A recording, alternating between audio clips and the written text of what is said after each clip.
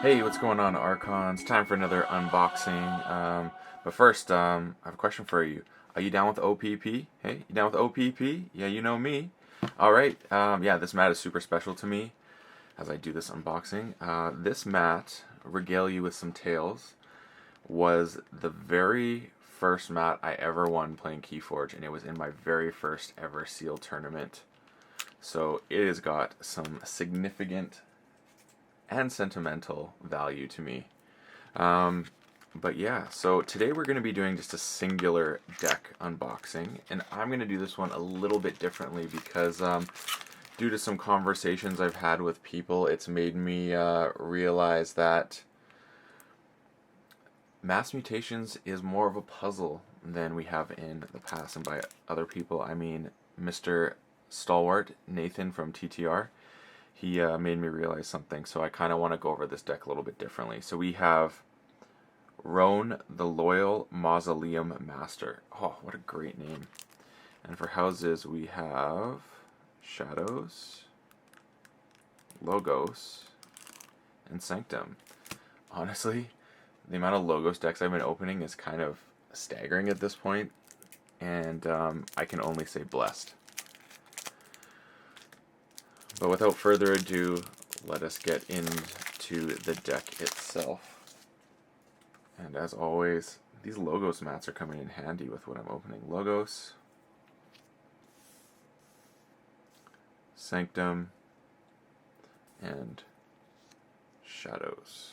Okay, so throw down the Archon card up here. Look at that. I don't know if you can see this, but the corner right out the box is severely damaged. That's okay. Let's see what we got here. So first up we have from Roan, the Loyal Mausoleum Master, Daughter. I'm cool with that. Diametric Charge.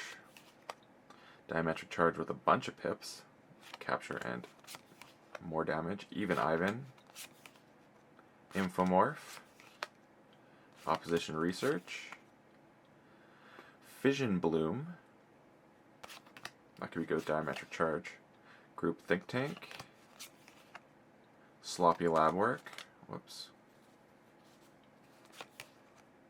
Cyberclone, very cool. I think this is my first Cyberclone, actually.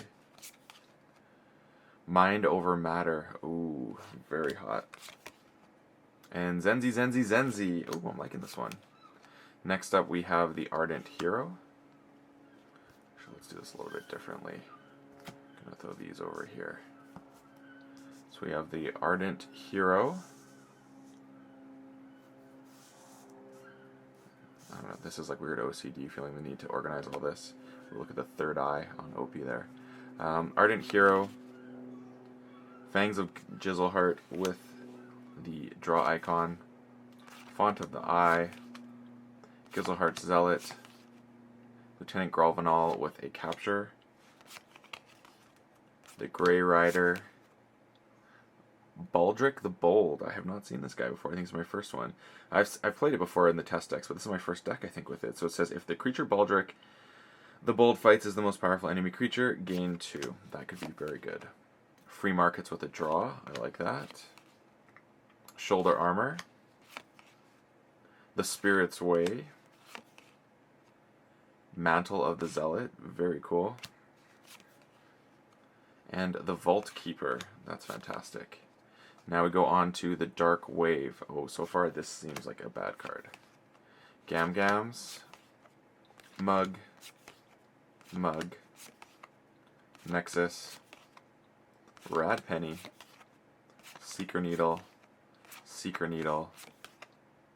Bonnet Venom with a draw. Boro. Both's Xeric. Whoops. And lastly, we have Fidget. Whoops, I forgot to organize these properly. There we go. Alright. So, those are the 3 houses. Let's just do a little count here. So, creatures, we got 1, 2, 3, 4, 5, 6 creatures in Logos. 7, 8, 9, 10, 11, 12 total. So that's another 6 there. And then we got 13, 14, 15, 16, 17. So 5 in shadows, which is fine because I don't know if I want to be calling shadows to use their creatures, so that seems okay. Now we're going to look at Ember Control. What do we got? So we got... I don't think... Oh, so here's 1, 2, 3. So we got 3 there. This kind of counts, so we'll count 4, 5, 6 sort of, 7, 7, and here we got 8, 9, so we got 9 cards in total that can deal with Ember Control. Now what are we doing with the boards? What's the board state situation? So we got here, this is good, Mind Over Matter, so that's 1, 2, oh, I think I missed this one, 2, 3, I guess. No, this would be count as Ember Control, I guess. So maybe Ember Control is probably more like 10 or 11. So we got 3, 4. So there's 4 there, which is nice. 5. I guess this counts 6, 7, 8. All right.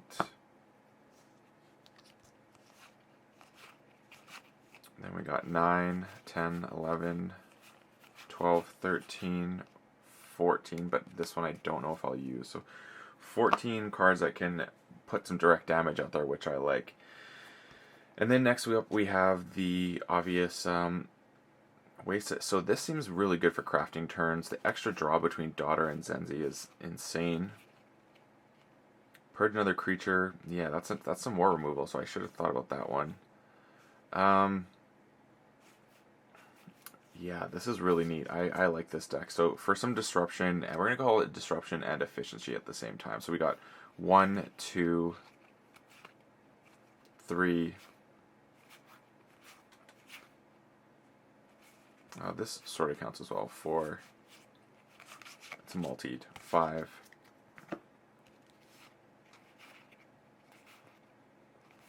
This counts actually. 6.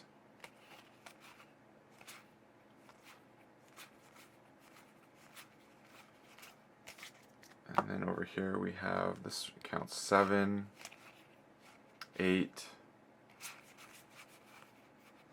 9.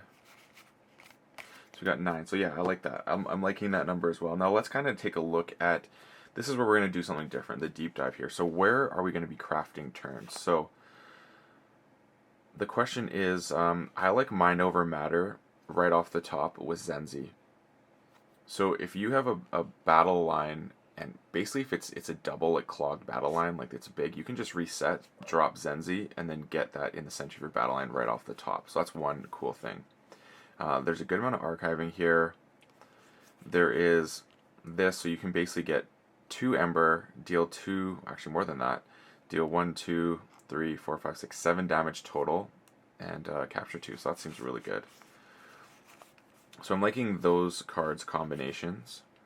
What else do we have? So this card, Cyberclone, I think could be really cool. So I don't know if I would choose my own creatures, but this is, I think, always used best when you're going on the other side of the board.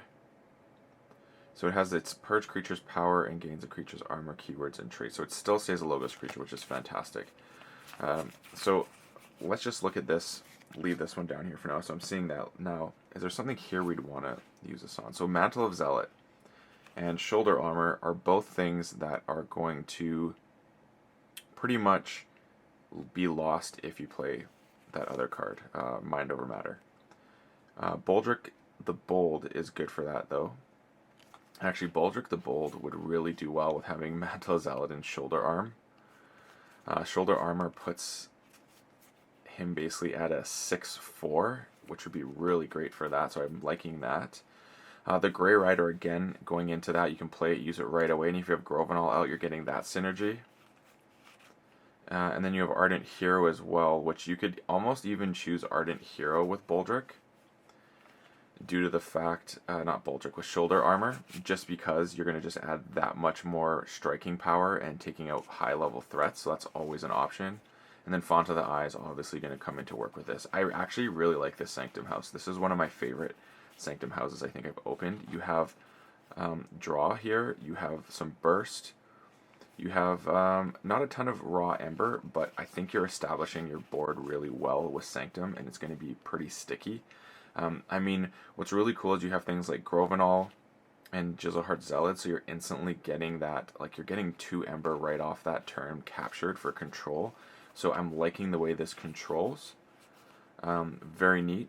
But I definitely feel that Boldrick the Bold and the Grey Rider are the combo to start with, especially if you can go double fight, put that shoulder armor on, Mantle Zealot. There's just a lot of fun things here. And then you're never sad to see a Vault Keeper, which could also do with having a shoulder armor thrown on it to make it really hard to kill if you think your opponent has a strong Ember control deck. Now moving on to the Shadows. I haven't gone into any cross-house play yet, which is very much a thing. But, I mean, just Borrow is fantastic. You want to get some artifacts, it's always good. And then you have Nexus another way. Mug, I actually think I may use Mug against my own creatures. So Grovenal is going to get a bunch of Ember. There's a bunch of other creatures that are going to have Ember on them. So I may, a lot of the times, want to use this to mitigate risk. Because, especially if you get Boldrick, well, he doesn't count for what I'm talking about. Grovenal. So you go Grovenal with shoulder armor, and you basically, the Mug's going to absorb the damage. Is going to be absorbed by the armor. So that's one really good thing that you could do there with that. So I like the idea. Even if it's just 1 damage and getting a bunch of some Ember off, it still holds value for me. But you may want to use it against your opponent's creature. This is just a contingency if you do not have a target on your opponent's side, or if you feel like the board state is in a situation where they could easily fight into some of these creatures that you have with a lot of Ember, and you're just playing basically Ember Pinata for them. So you may not want to do that. This card, unfortunately, is kind of a dead card for me. So the amount of mutants I have 1, 2,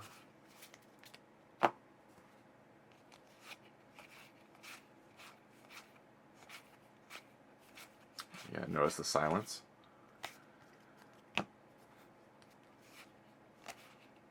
3, 4, 5. Oh, not too bad. So I have 5 mutants. This card is gonna... Darkwave is literally gonna completely depend on when it is drawn and what the board state is like for me. So that's gonna be one thing that I'll have to be cautious of. But I mean, there's always a possibility to archive it. I do like also in Shadows, like, so the Bonnet Venom's great. Secret Needles are really good, especially with the Rad Penny factor. A lot of ways to deal damage here, and then Gamgee, of course. So, I mean, I have a feeling a lot of the creatures here are just going to end up being stuck down, and the chance of me just calling again is not huge. I do like Boss Eric for creating Elusive with Ember, because I am going to be able to capture quite a bit of Ember between my Sanctum guys here.